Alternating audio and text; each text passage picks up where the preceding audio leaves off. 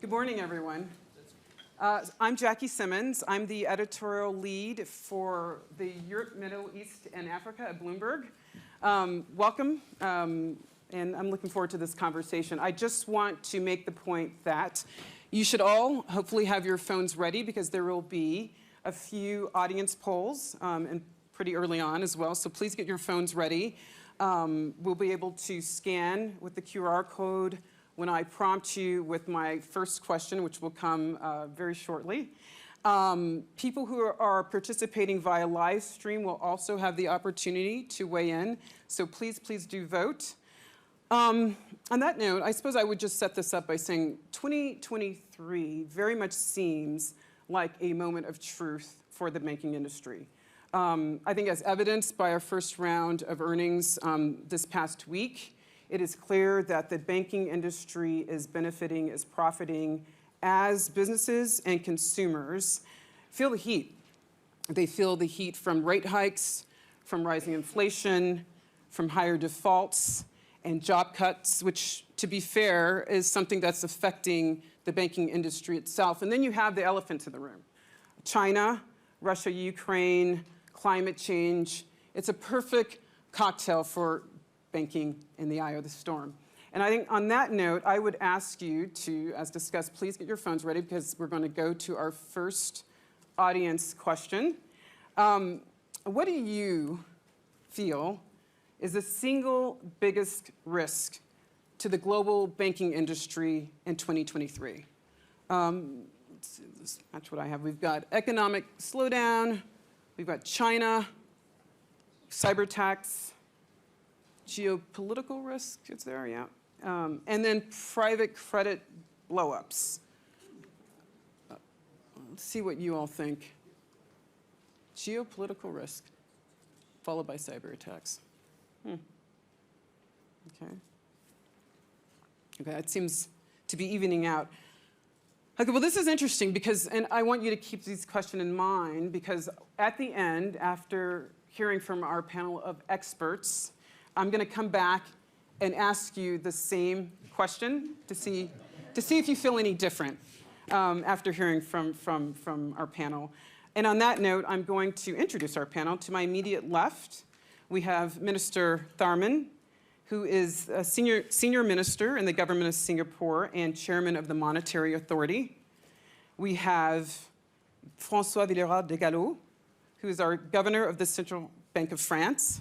We have Jane Fraser, CEO of Citigroup, and Colm Kelleher, chairman of UBS.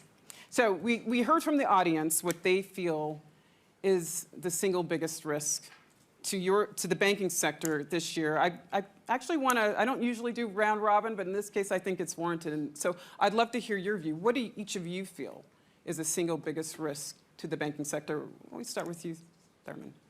Well, I think the biggest risk probably wasn't there, which is planetary. And it's not about 2050, it's not about 2100. It's about tipping points which are already underway. We have the gravest problem facing nations collectively that we've ever had. But to address that risk, we have to address those immediate fires. We've got to preserve political capital, we've got to prevent it from being eroded. So we've got to deal with the immediate as well, which is about inflation and the slowdown, stagflation risks. It's about dealing with the geopolitical and getting some resolution to it. So we've got to build political capital during a crisis. And we didn't do a great job internationally with the pandemic in reinforcing political capital. But we've got to do that in order to address the truly big challenge, which is not just long-term, it's not something on the distant horizon, it's already underway. And doing both those things at the same time requires political skill and commitment, it requires markets to play the game, and it requires incentives through regulation and policy.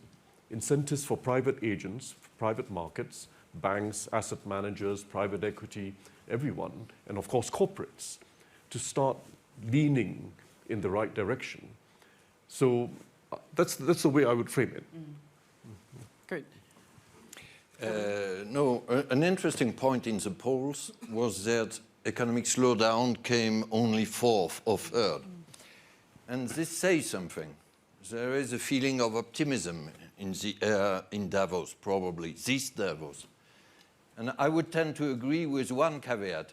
If I look at the situation from Europe, it's probably changed the same in the US, more or less. Activity is more resilient than expected, and we should avoid a recession this year, which I wouldn't have said 3 months ago.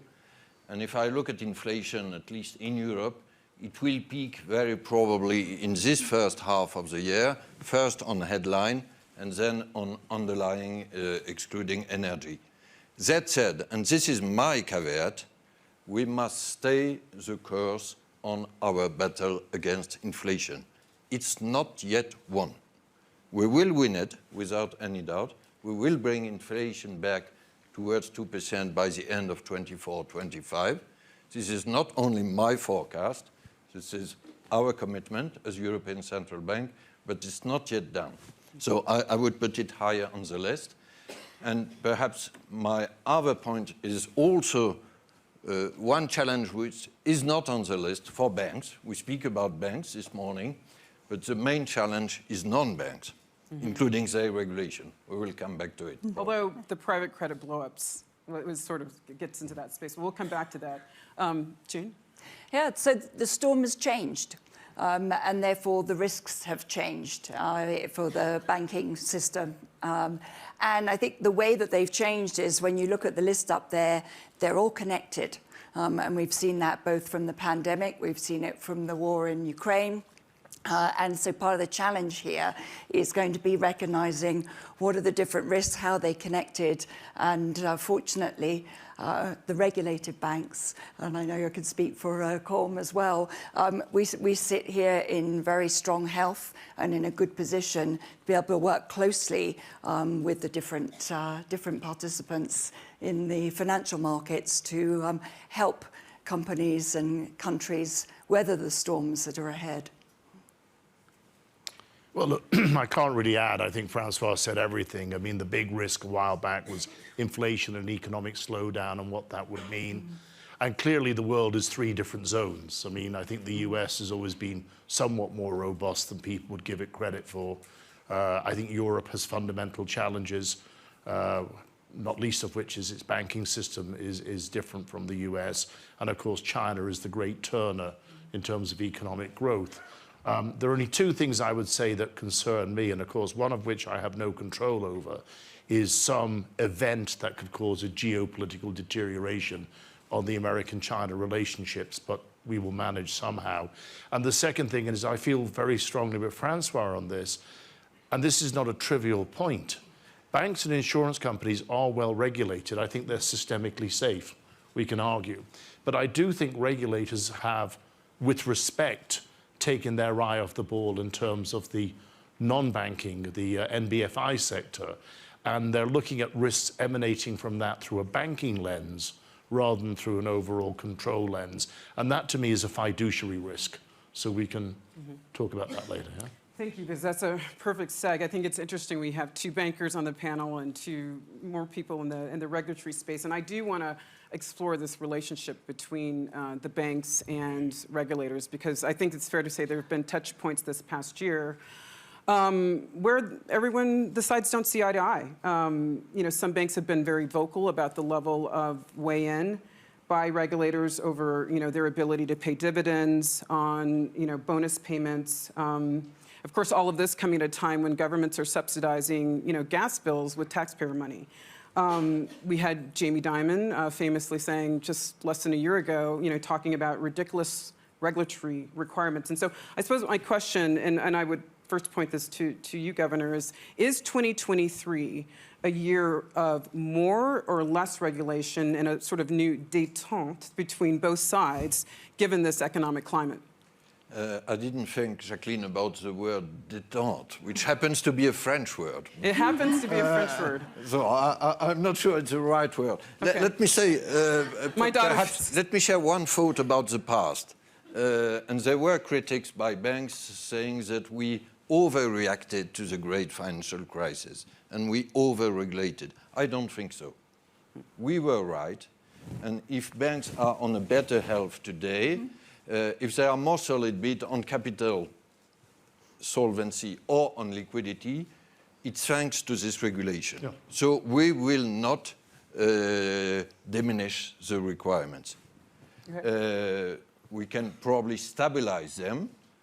We should, by the way, there is a final step, very important for banks, which is the final implementation of Basel III on everywhere, in all jurisdictions, be it US, EU, or elsewhere. It's not yet done. We have an agreement, but we have to implement it as early as possible. There is no room for complacency on banks or insurance companies. If ever one day a supervisor like myself saying, look, it's done, we can be complacent, it's changed to replace me, because we are paid to be very vigilant. That said, I repeat that the main challenge today is non-banks. Mm. If you look at recent episodes, I don't speak of the great financial crisis, which was a banking crisis. But if we look at recent episodes of financial instability, things of March 2020 with the money market funds and the so-called dash for cash. Think of what happened in the UK last September with the so-called LDI derivatives and, frankly, amplifying effects which were very spectacular. Think of crypto platforms and what happened with FTX some weeks ago. All of them have one common feature. They are all linked with non-banks. And here we lag behind. It's more difficult because it's a very evolving landscape.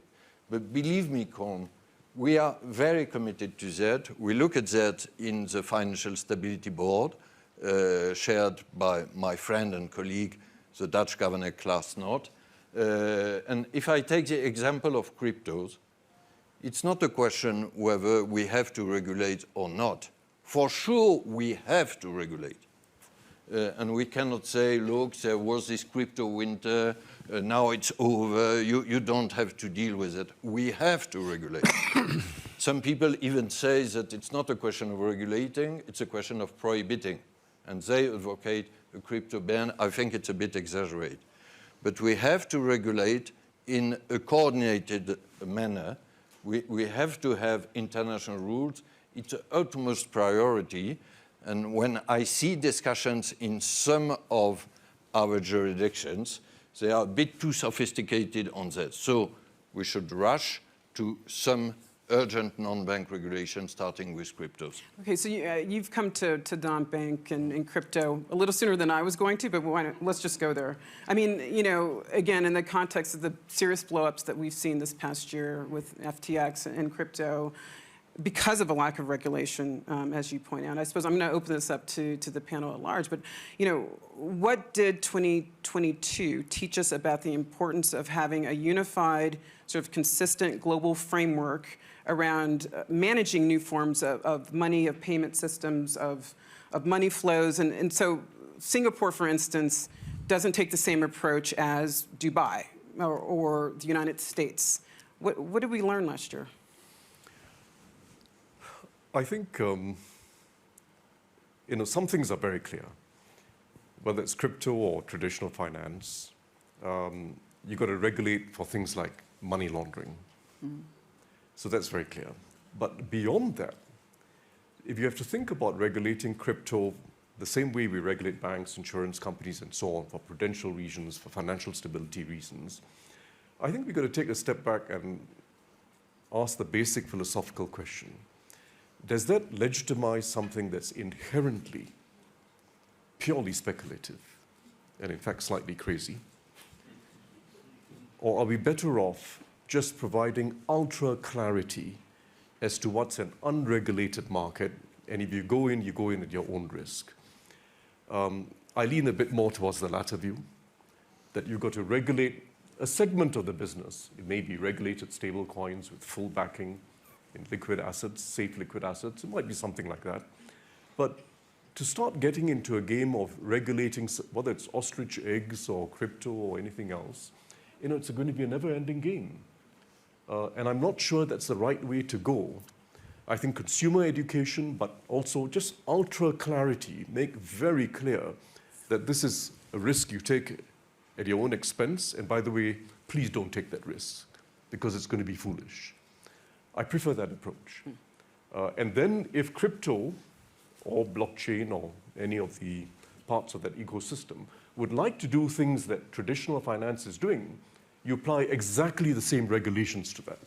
Capital, liquidity, reserve backing, exactly the same regulations. So people are very clear. There is one regulatory system for everything. And if you're outside of the regulatory system, buyer beware. Please. No, a very short sentence on that. I would tend to agree with Tharman that there are different crypto, stable coins, or unbacked assets, and we need different regulations. I would tend to disagree, but perhaps I misunderstood, Tharman, because it's very rare that I disagree with you. On unbacked assets, let's take Bitcoin and asset, we need some regulations. Take anti-money laundering or investor protection. These are the basics, and they should also apply to all cryptos. So that we agree. That was my first point. Anti-money laundering has to be applied to all these newfangled innovations.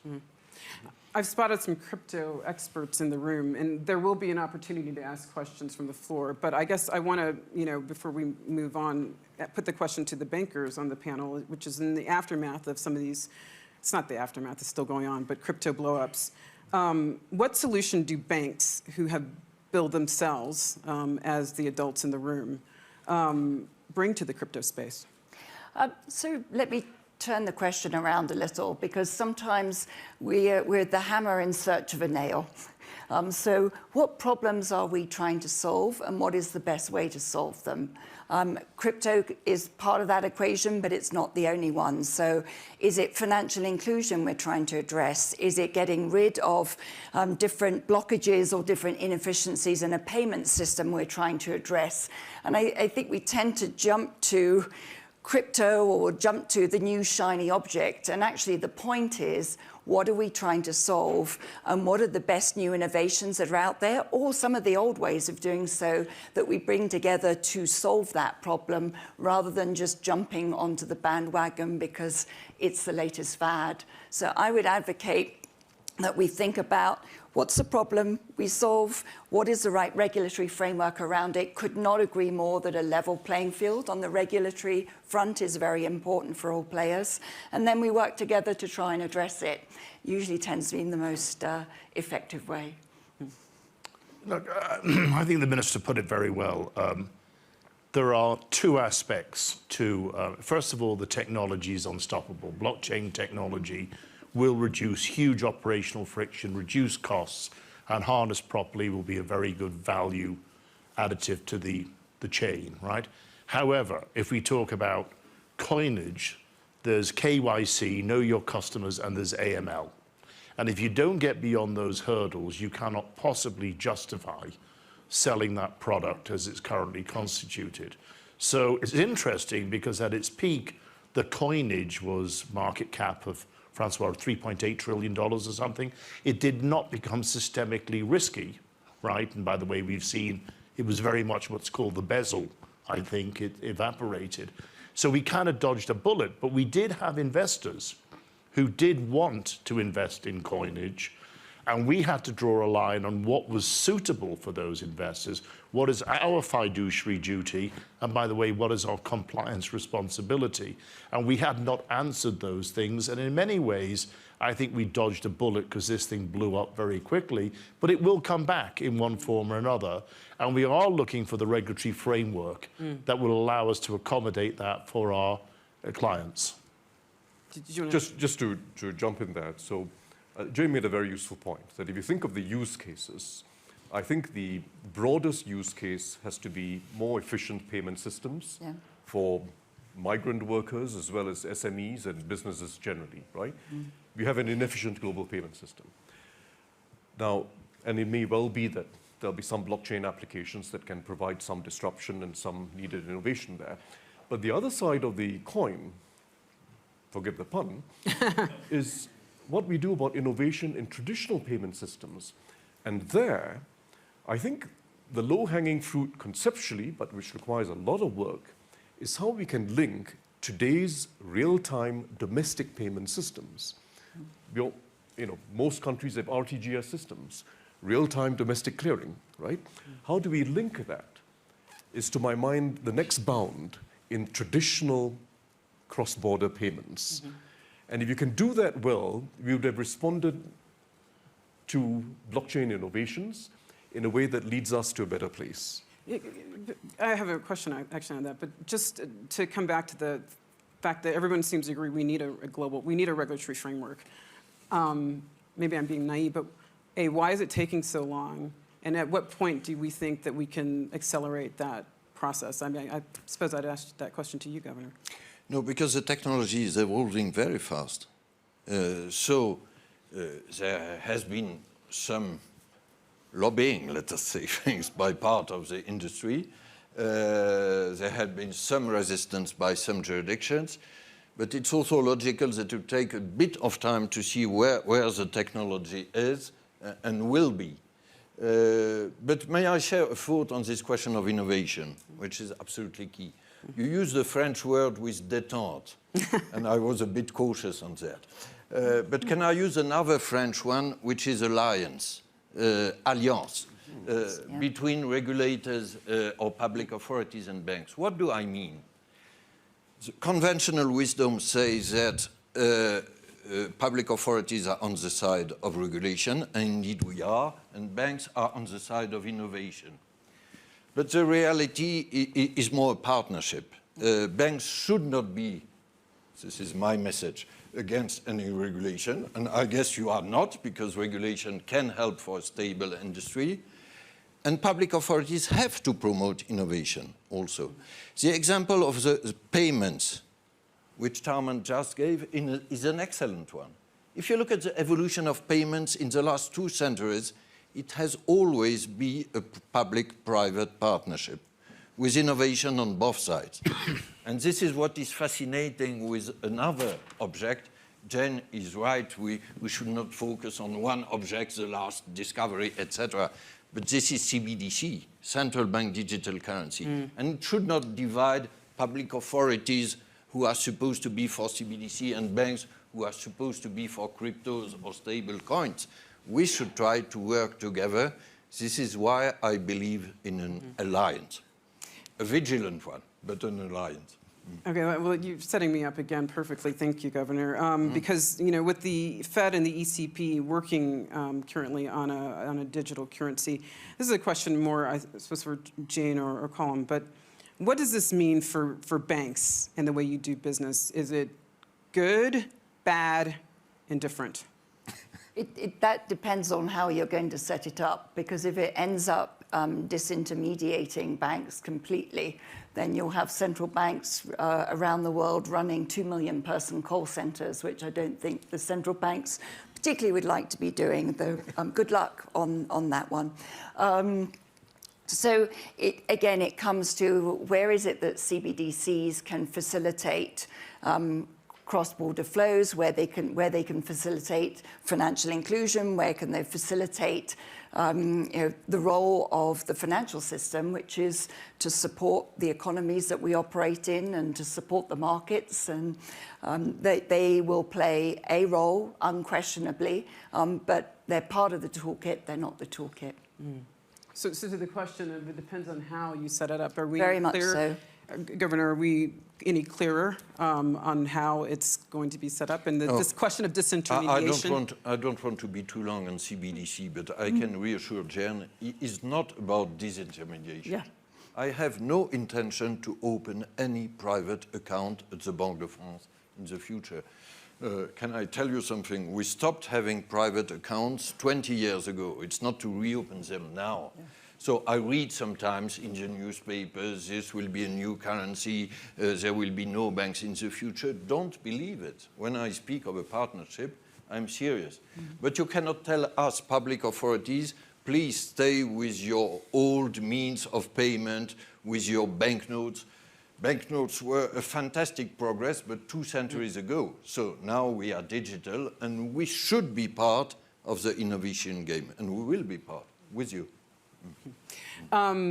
Before we kind of hit on the China question and then open it up to the floor for a couple questions, I do want to talk about an area that really does touch both on this issue of nationalism and regulation, which is cross-border deal-making. And we haven't had a lot of it since the financial crisis, nothing truly transformative. I think we can hopefully agree on that. And, you know, Jane, you've talked a lot about seeing value in having a global network, even if there's been a lot of conversations about, you know, the consumer space that you've pulled back from in certain markets. But I guess my question is broader in the sense that if in general, banks are not as focused in having a global footprint and extending a global reach, is that a bad thing in the context of an economic recovery?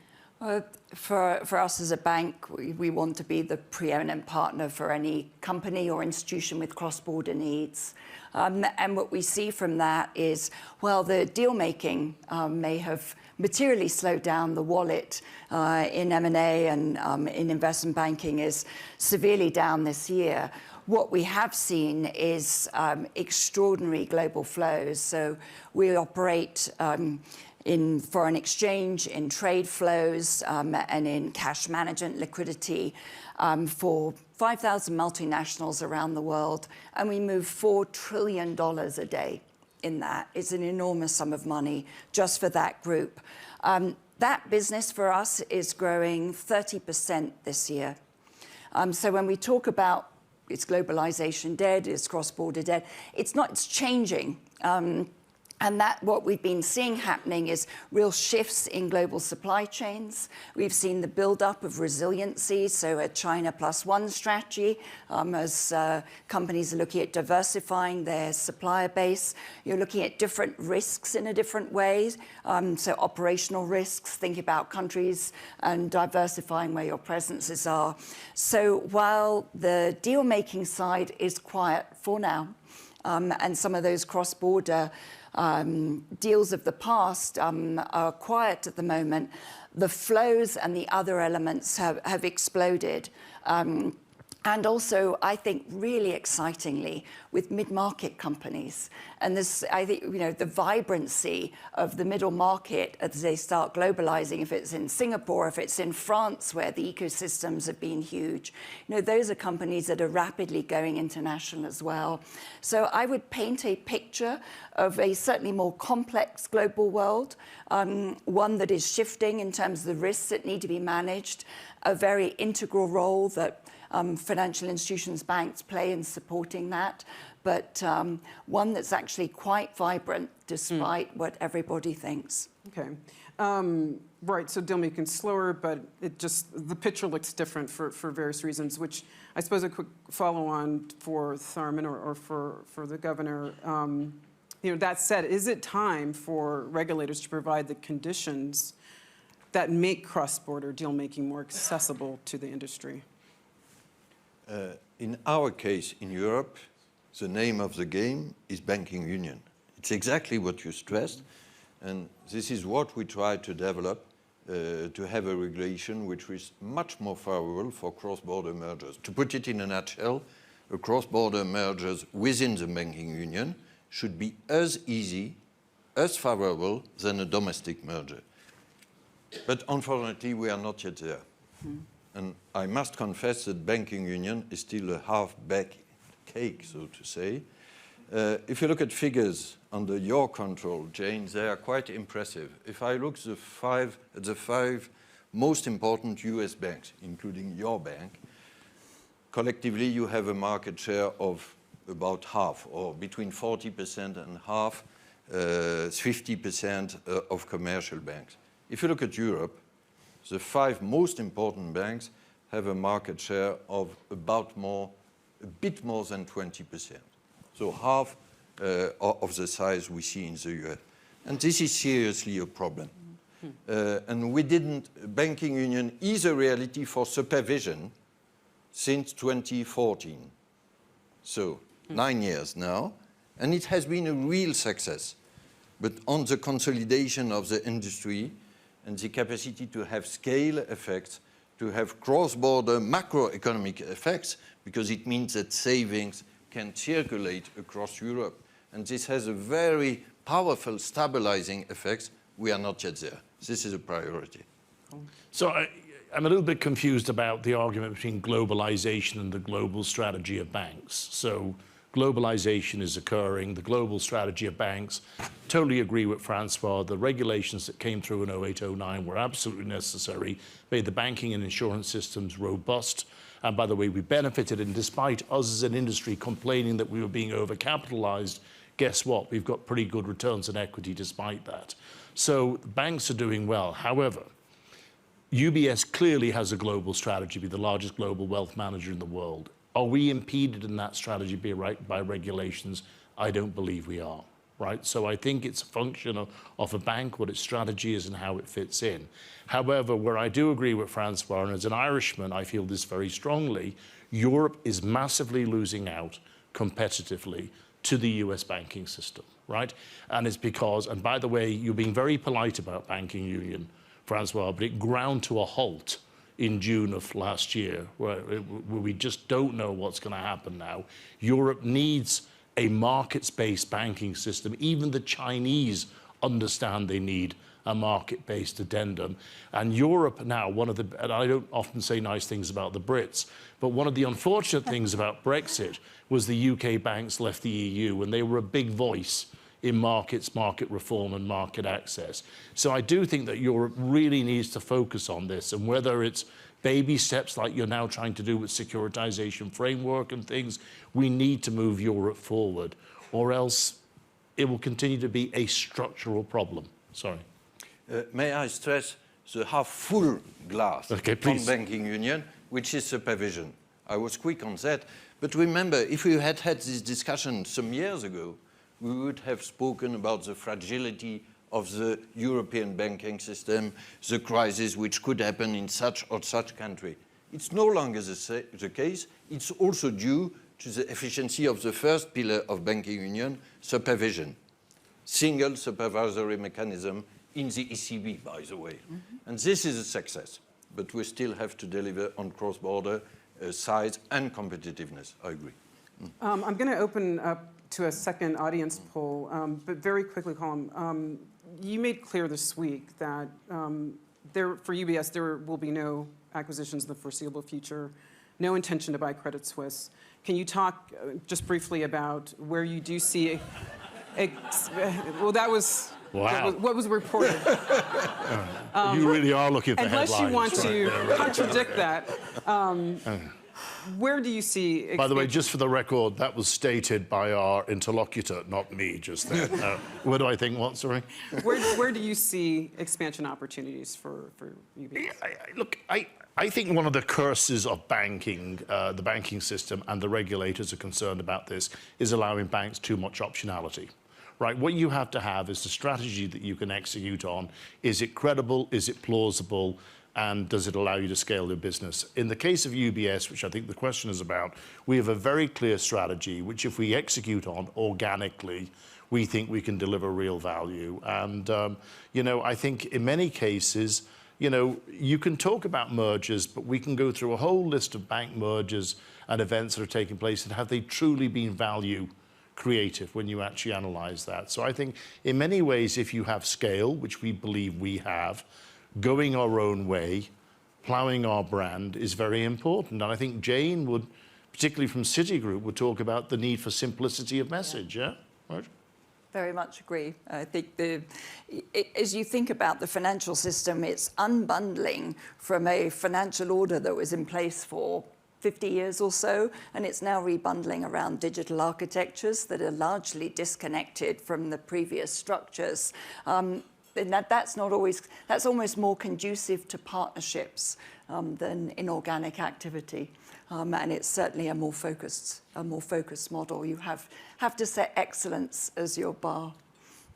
Can you get your phones out, please? We're going to do the next penultimate audience poll. The question: for the global economy in 2023, is China reopening A, positive because it's going to drive global growth, or B, negative because it's going to add to global inflation?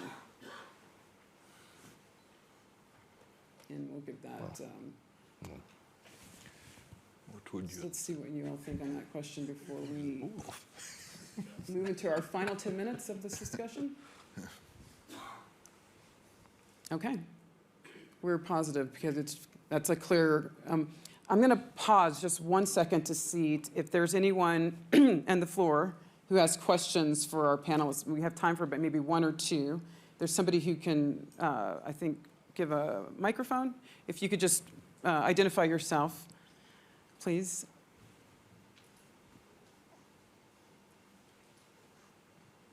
Hi, Sue Chan from the Telegraph newspaper in London. Do you think the UK's so-called Edinburgh reforms will make the UK a more attractive place to do business? And what would you say to concerns that deregulating too much may threaten financial stability? There is no British citizen in this panel. Well, Scottish. Ah, please. Over to you. Thank you. I come at it from the perspective of a global bank. I think sometimes there's too much focus on a zero-sum game rather than looking at what is the role that different financial centers play in the global system. And too often I think the discussion between UK and Europe was focused around a zero-sum game rather than looking at, okay, what is the role that these very important financial markets play in the global system? And I think that's almost more of the point. And making sure that there is strong, healthy institutions, financial regulatory frameworks that encourage and enable the participants in those markets to do their job, and their jobs to support companies and countries and investors and savers and the like do so effectively. So I think that's probably the bigger point here. And I would clarify, it's something we feel very strongly about. Global markets are not a zero-sum game, right? Markets are efficient in the States, they're efficient in Asia. If we don't have an effective European marketplace, Europe itself broadly loses out. The UK has a huge amount of skill and proficiency. But as you know, the political debate has trumped the practicalities of that expertise. So hopefully what we're seeing here, hopefully, is some realism coming through in that debate. But as you well know, the whole Brexit debate in the UK became very jingoistic and emotional, right? Hopefully sense is now coming in.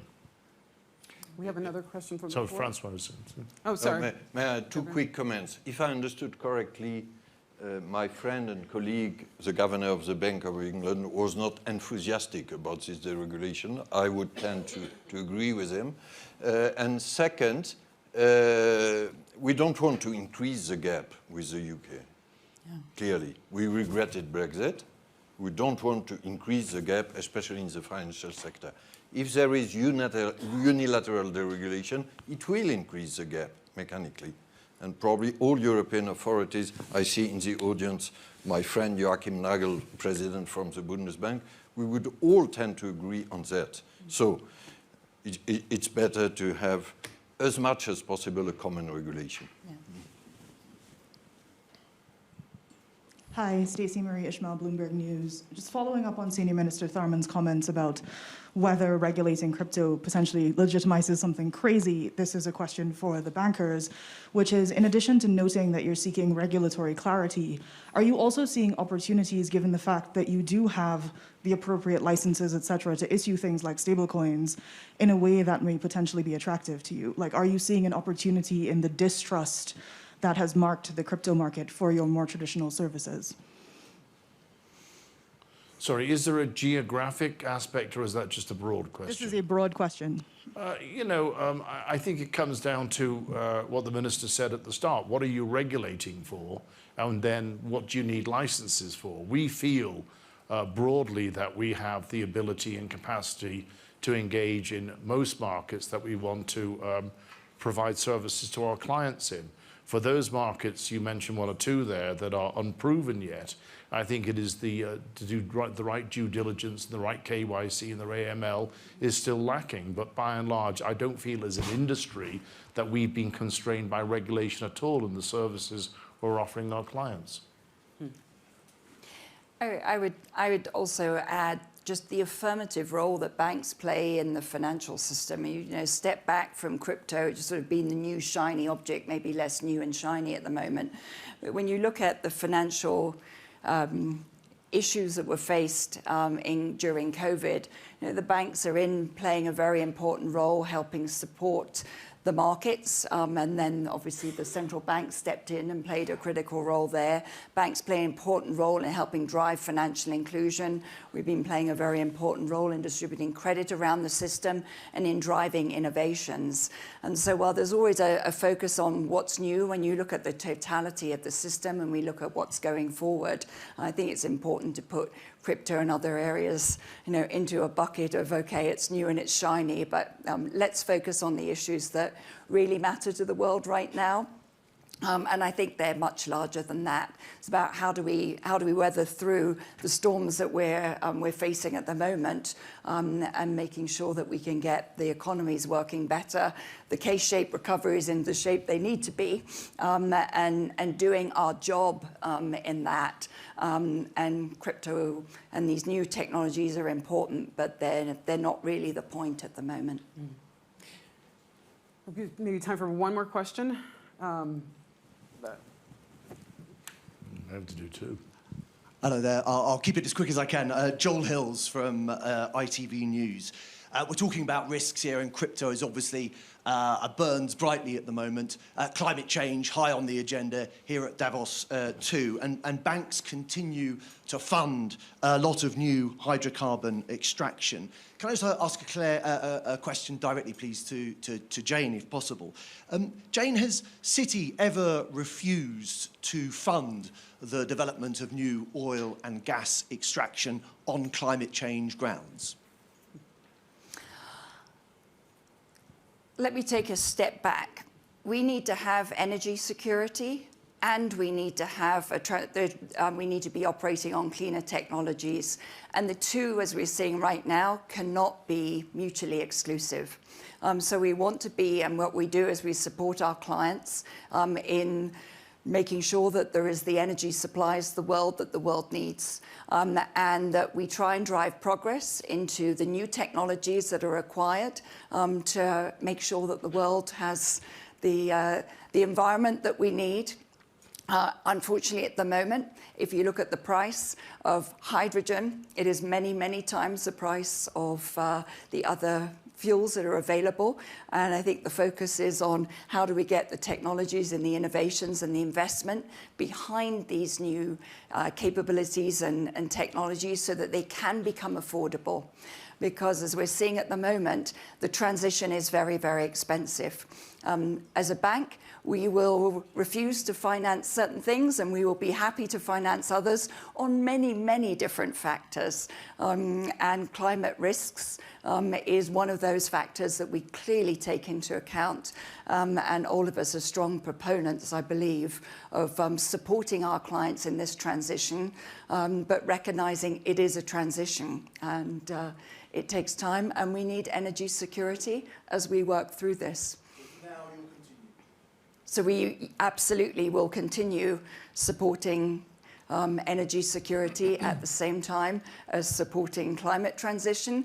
The two do not need to be mutually exclusive.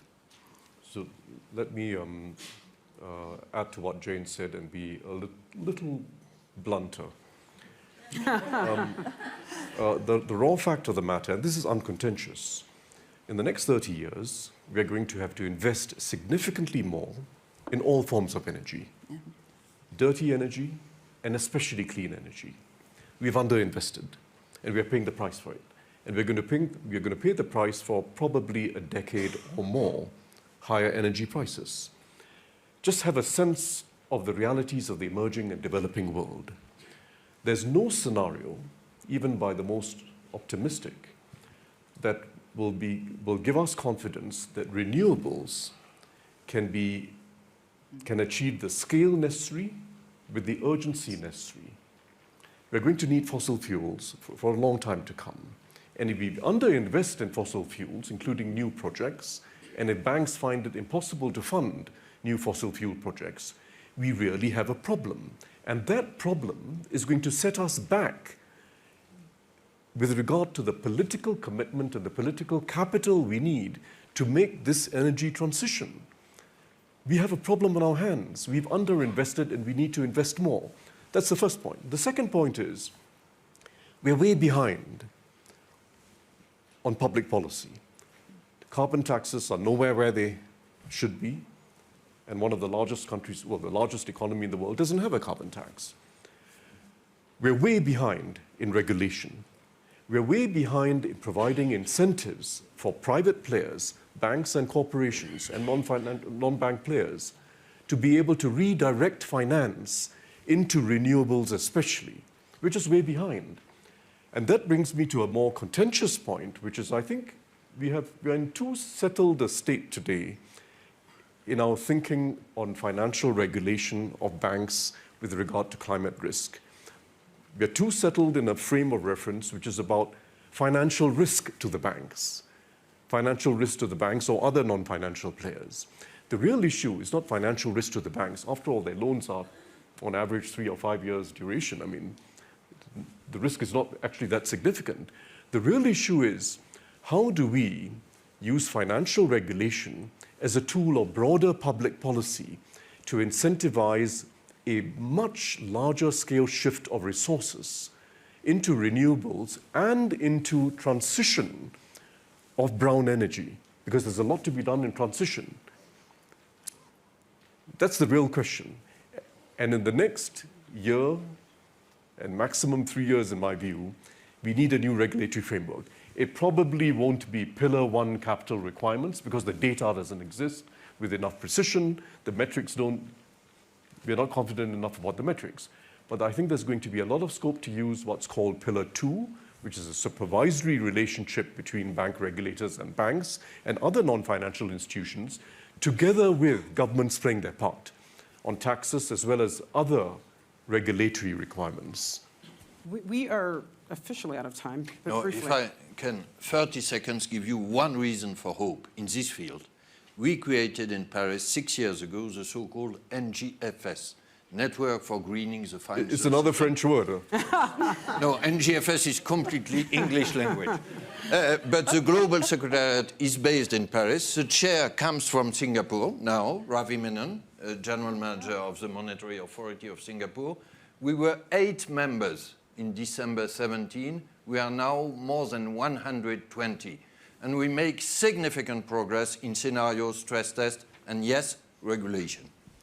Okay. I did not get the chance to do my final poll, but I just see a show of hands if anyone changed their mind about the single biggest risk, having heard from the panel. Did anyone change their mind from what they initially answered? No. Okay, we'll have to wrap on that note. Thank you very much to the panel and to the audience. Thank you.